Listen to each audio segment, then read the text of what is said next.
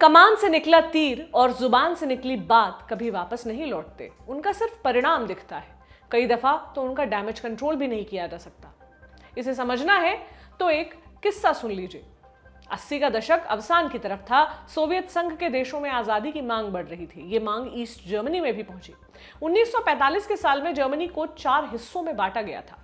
1949 में America, France और Britain ने अपने अपने हिस्सों को आपस में मिला लिया। उसे वेस्ट जर्मनी के नाम से जाना गया। सोवियत संघ के हिस्से में ईस्ट जर्मनी आया। ईस्ट जर्मनी को उस समय जर्मन डेमोक्रेटिक रिपब्लिक यानी GDR कहा जाता था। बंटवारा राजधानी बर्लिन का भी हुआ था। कायदे से देखा जाए तो बर्लिन ईस्ट जर्मनी के भीतर पड़ता था, लेकिन बैलेंस बनाए रखने के लिए राजधानी के भी टुकड़े किए गए, ईस्ट बर्लिन और वेस्ट बर्लिन। वेस्ट में लोकतंत्र था, वहां रहने वाले लोग जहां चाहे वहां जा सकते थे, उनके पास करियर बनाने के मौके थे। ईस्ट जर्मनी इसके ठीक उलट था। इसके चलते ईस्ट के लोग वेस्ट में पलायन करने लगे। वो ईस्ट बर्लिन को पार कर वेस्ट बर्लिन में आते और फिर वे अपने पसंद की जगह भाग जाते। इससे सोवियत सरकार नाराज हो गई। पलायन रोकने के लिए तरकीब अपनाई गई। 1961 में रातों रात बर्लिन शहर के बीचों बीच दीवार खड़ी कर दी गई, पहरे बिठा दिए गए, बॉर्डर क्रॉस करने पर पाबंदी लगा दी गई। ये तामझाम 28 सालों तक चलता रहा। फिर साल आया 1989 का। ईस्ट जर्मनी में खूब प्रोटेस्ट होने लगे। सरकार ने सोचा अगर ट्रैवल पर लगा बैन हटा दिया जाए तो गुस्सा शांत कराया जा सकता है। इसको लेकर एक दिन में नियम बना। 9 नवंबर को GDR सरकार के प्रवक्ता गुंटर श्रोबास्की प्रेस कॉन्फ्रेंस करने आए। उन्होंने नए नियम की जानकारी दी। बोले कि अब ईस्ट जर्मनी के लोग बिना किसी शर्त या पाबंदी के विदेश जा सकते हैं। ये सुनकर एक रिपोर्टर ने अगला सवाल दागा, कब से? श्रोबास्की को इसका जवाब ठीक से पता नहीं था। उन्होंने कह दिया, मेरी जानकारी के मुताबिक अभी से, मतलब इसी वक्त से। असल में ये ब्लंडर था। श्रोबास्की को पूरा कागज पढ़ने का मौका नहीं मिला था। अंत में लिखा था कि नया नियम 10 नवंबर से लागू होगा, वो भी तब जब पासपोर्ट ऑफिस खुलेंगे। तब सब कुछ नियंत्रित तरीके से होने वाला था, लेकिन जब तक ब्लंडर समझ में आता तब तक देर हो चुकी थी। न्यूज चैनलों पर खबर फ्लैश होने लगी थी कि GDR ने अपने बॉर्डर्स खोल दिए हैं। इतना सुनते ही लोग बर्लिन वॉल के पास इकट्ठा होने लगे। रात बीतते बीतते संख्या लाखों में पहुंच चुकी थी। गार्ड्स के पास सोचने समझने का मौका नहीं था। उन्हें समझ नहीं आ रहा था कि रिएक्ट कैसे करें। वे मूक दर्शक बने रहे। उसी रात बर्लिन की दीवार गिरा दी गई। आगे की कहानी पूरी दुनिया को पता है। ये पुराना किस्सा है, लेकिन आज के दिन याद आ गया। वजह एक और किस्सा है। 16 मार्च 2022 की बात है। अमेरिका के राष्ट्रपति जो बाइडेन व्हाइट हाउस में लोगों से मिल रहे थे। इसी दौरान उनसे एक रिपोर्टर ने पूछा, क्या पुतिन वॉर क्रिमिनल है? बाइडेन ने जवाब दिया, नहीं। फिर रिपोर्टर ने थोड़े फेरबदल के साथ अपना सवाल दोहराया। सवाल सुनकर बाइडेन मुड़े और उन्होंने कहा, अच्छा, आप ये पूछ रहे हो कि मैं क्या सोचता हूं? मेरा मानना है कि पुतिन एक वॉर क्रिमिनल है। बाइडेन तो इतना बोलकर आगे निकल गए, लेकिन अपने पीछे बहुत सारे सवाल और ब्लंडर छोड़ गए। ये पहली बार है जब बाइडेन ने पुतिन के लिए इस शब्द का इस्तेमाल किया। उनके बयान के बाद व्हाइट हाउस की प्रवक्ता जेन साकी पत्रकारों से मुखातिब हुई। उनसे पूछा गया कि राष्ट्रपति महोदय का बयान कितना गंभीर है। साकी ने कहा कि बाइडेन अपने दिल की बात बता रहे थे। किसी को वॉर क्रिमिनल या युद्ध अपराधी घोषित करने का अपना प्रोसेस है, वो प्रोसेस चल रहा है, उसमें समय लगता है। व्हाइट हाउस ने भले ही मामला शांत कराने की कोशिश की, लेकिन आग लग चुकी थी। तुरंत ही रूस की 17 के केंद्र से क्रेमलिन का बयान भी आ गया। कहा गया कि यह बयान स्वीकार नहीं है, इसकी कोई माफी नहीं मिलेगी। नेताओं की आपसी रंजिशें तो चलती रहेंगी। हम जान लेते हैं युद्ध अपराधी कौन होते हैं, उनका निर्धारण कैसे किया जाता है और क्या पुतिन जेल जाएंगे। अमेरिका रूस के बाद हम लौटेंगे भारत के पड़ोस में। श्रीलंका में लोग सड़कों पर उतर आए हैं सरकार के खिलाफ। मामला खाने पीने के दामों में हो रही बेतहाशा बढ़ोतरी से जुड़ा है। जानेंगे इस प्रोटेस्ट की पूरी कहानी क्या है और इससे राजपक्षे सरकार को कितना खतरा है।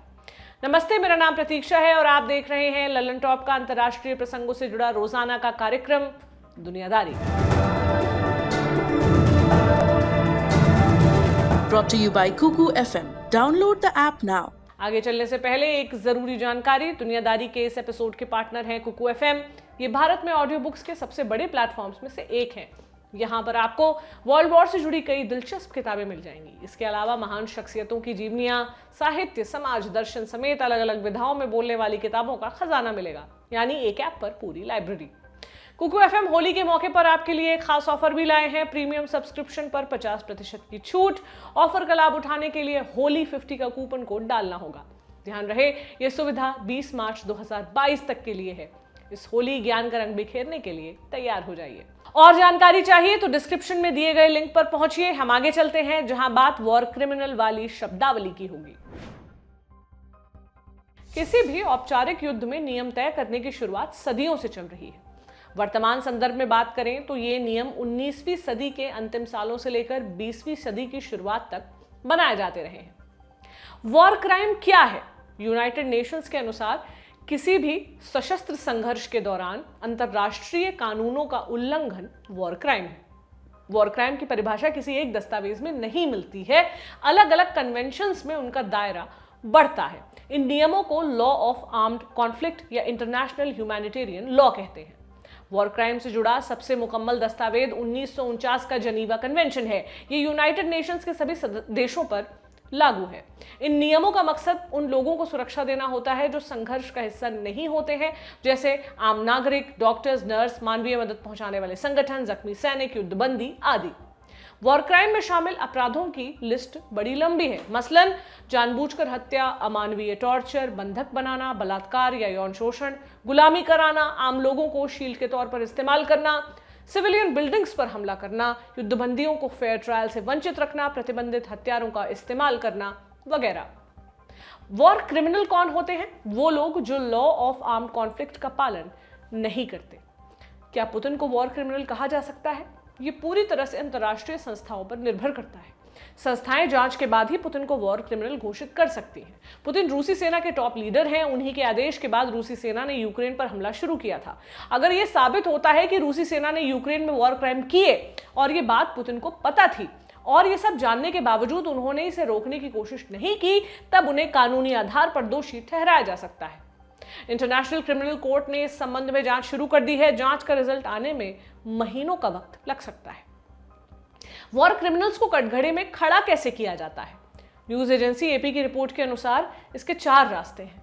पहला रास्ता इंटरनेशनल क्रिमिनल कोर्ट का है। हालांकि रूस उस कोर्ट को नहीं मानता। उसने साफ कर दिया है कि वो किसी भी आरोपी को खुद से आईसीसी में मुकदमा झेलने के लिए नहीं भेजेगा। दूसरा रास्ता यह है कि United Nations international war crimes tribunal की स्थापना करे। तीसरा रास्ता यह है कि देशों के समूह मिलकर स्पेशल कोर्ट बनाएं और फिर वहां वॉर क्रिमिनल्स के ऊपर मुकदमा चलाएं। सेकेंड वर्ल्ड वॉर के बाद विजेता देशों ने जर्मनी में न्यूरेमबर्ग में स्पेशल कोर्ट बनाया था। इसमें नाजी वॉर क्रिमिनल्स को सजा सुनाई गई थी। चौथा रास्ता यह कि कोई देश अपने यहाँ के कानून के हिसाब से वॉर क्राइम्स का निर्धारण करे और फिर अपराधियों को सजा दे। जर्मनी ने पुतिन के खिलाफ वॉर क्राइम्स की जांच शुरू भी कर दी है। अंतरराष्ट्रीय नेताओं को सजा देने का इतिहास क्या रहा है? सेकेंड वर्ल्ड वॉर के बाद जर्मनी और जापान में मिलिट्री ट्रिब्यूनल्स बनाए गए थे। वहां नाजी नेताओं और जापान के मिलिट्री लीडर्स को सजा सुनाई गई। 1990 के दशक में बोस्निया वॉर के दौरान नरसंहार के दोषी रोडोवान कराजिच और मिलिट्री लीडर राटको म्लादिच को यूएन ट्रिब्यूनल ने सजा दी। दोनों अभी जेल में हैं।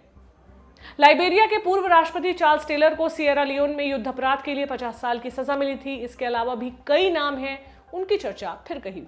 जहां तक पुतिन की बात है, उन्हें भी कटघरे में खड़ा किया जा सकता है, बशर्ते उनके ऊपर अपराध साबित हो और उन्हें अदालत तक पहुंचाया जा सके। ऐसा होने की संभावना बेहद कम है। वॉर क्रिमिनल के अध्याय को यहीं पर रोकते हैं। हम अब जान लेते हैं कि रूस यूक्रेन युद्ध में नया क्या हुआ। इंटरनेशनल कोर्ट ऑफ जस्टिस ने रूस को हमला रोकने का आदेश दिया है। 16 मार्च को अदालत ने यह फैसला सुनाया। आईसीजे की स्थापना 1945 में हुई थी। ये यूनाइटेड नेशंस की सबसे बड़ी अदालत है। रूस और यूक्रेन यूनाइटेड नेशंस के सदस्य हैं, इसलिए कानूनी आधार पर रूस ये फैसला मानने के लिए बाध्य है। लेकिन अदालत के पास आदेश का पालन कराने के साधन नहीं है। अगर रूस ने हमला नहीं रोका तो आईसीजे इसे यूएन सिक्योरिटी काउंसिल के पास भेज सकती है। सिक्योरिटी काउंसिल में रूस के पास वीटो का अधिकार है, यानी वो सिक्योरिटी काउंसिल के किसी भी फैसले को रोक सकता है। 16 मार्च को यूक्रेन के राष्ट्रपति वोलोदिमीर ज़ेलेंस्की ने अमेरिकी संसद को संबोधित किया। उन्होंने यूक्रेन को नो फ्लाई जोन घोषित करने की मांग दोहराई। ज़ेलेंस्की ने रूस के हमले की तुलना 1941 के पर्ल हार्बर अटैक से की और 9/11 अटैक से भी की। उन्होंने कहा कि जैसा आपका देश उस समय महसूस कर रहा था, हमारे नागरिक हर दिन हर रात झेल रहे हैं। आपको बता दें कि पर्ल हार्बर पर जापान के हमले के बाद अमेरिका सेकेंड वर्ल्ड वॉर में कूदा था, जबकि 9/11 अटैक के बाद उसने अफगानिस्तान में वॉर ऑन टेरर शुरू किया था। 16 मार्च को ही मेरियोपुल में एक थिएटर पर हवाई हमला हुआ। इस थिएटर में 1000 से अधिक लोगों ने शरण ले रखी थी, कई बच्चे भी थे। अमेरिकी कंपनी मैक्सार ने थिएटर की एक सैटेलाइट तस्वीर भी जारी की। इसके आसपास बड़े बड़े अक्षरों में रशियन में चिल्ड्रन लिखा था। यूक्रेन का आरोप है कि इस अपील के बावजूद रूस ने थिएटर पर बम गिराया। अभी हताहतों की संख्या पता नहीं चली है। मेरियोपोल उन शहरों में से है जहां सबसे ज्यादा तबाही मची है। स्थानीय अधिकारियों के अनुसार अभी तक मेरियोपोल में 2200 से अधिक आम नागरिकों की हत्या हो चुकी है। आंकड़ों की बात करें तो 30 लाख से अधिक यूक्रेनी नागरिक देश छोड़कर जा चुके हैं। आधे से अधिक लोग पोलैंड गए हैं। हताहत होने वाले आम नागरिकों और सैनिकों की संख्या अभी तक स्पष्ट नहीं हो सकी है। इसको लेकर रूस और यूक्रेन के अपने अपने दावे हैं। रूस यूक्रेन युद्ध के अपडेट्स हम आपको देते रहेंगे। आज के दिन की सुर्खी जान लेते हैं। खबर श्रीलंका से है। श्रीलंका में पिछले एक हफ्ते से जबरदस्त प्रदर्शन हो रहे हैं। 15 मार्च को हजारों प्रदर्शनकारी कोलंबो में इकट्ठा हुए। उन्होंने प्रेसिडेंशियल सेक्रेटेरिएट के बाहर राष्ट्रपति के खिलाफ नारे लगाए। वे राष्ट्रपति गोटाबाया राजपक्षे की इस्तीफे की मांग कर रहे थे। इस रैली को मुख्य विपक्षी party united people's force lead कर रही थी। ऐसा नहीं है कि सिर्फ विपक्षी पार्टियां सरकार के खिलाफ खड़ी हैं, आम जनता भी श्रीलंका के अलग अलग हिस्सों में छोटे मोटे प्रोटेस्ट आयोजित कर रही है। श्रीलंका में ट्विटर पर #GoHomeGota भी चर्चा में है। जानकारों की माने तो हालिया समय में इस स्तर का विरोध कभी देखने को नहीं मिला था। कनाडा और यूनाइटेड किंगडम ने अपने नागरिकों को श्रीलंका न जाने की सलाह दी है। उन्होंने बिगड़ती अर्थव्यवस्था और बुनियादी सुविधाओं में कमी का हवाला दिया है। श्रीलंका लंबे समय से आर्थिक संकट का सामना कर रहा है। उसका विदेशी मुद्रा भंडार लगातार घट रहा है, जिसके चलते बुनियादी चीजों का आयात नहीं हो पा रहा है। तेल की कमी के कारण ट्रांसपोर्ट में दिक्कत आ रही है। पावर कट्स की समस्या भी बढ़ रही है। रूस यूक्रेन की लड़ाई के चलते यह संकट और विकराल हुआ है। रूस और सेंट्रल एशिया से बड़ी संख्या में टूरिस्ट श्रीलंका आते हैं। युद्ध की वजह से उनका आना कम हुआ है। कोरोना महामारी ने पहले से ही टूरिज्म इंडस्ट्री की कमर तोड़ रखी थी। कालांतर में टूरिज्म श्रीलंका की आय का सबसे बड़ा सोर्स रहा है। श्रीलंका के आर्थिक संकट पर हमने पहले भी विस्तार से बात की है। आपको उस एपिसोड का लिंक डिस्क्रिप्शन में मिल जाएगा। दुनिया भर में मची हलचल पर लल्लन टॉप की नजर बनी रहेगी। आप बने रहिए लल्लन टॉप के साथ। आज का दुनियादारी यहीं पर समाप्त होता है। आप सभी दर्शकों को, आपके पूरे परिवार को होली की लख लख बधाइयां। हमारी कामना है कि ये त्योहार आपको दोस्ती और प्रेम से समृद्ध करे। इसी उम्मीद के साथ आप सबसे विदा लेती हूँ। शुक्रिया। शुभ रात्रि।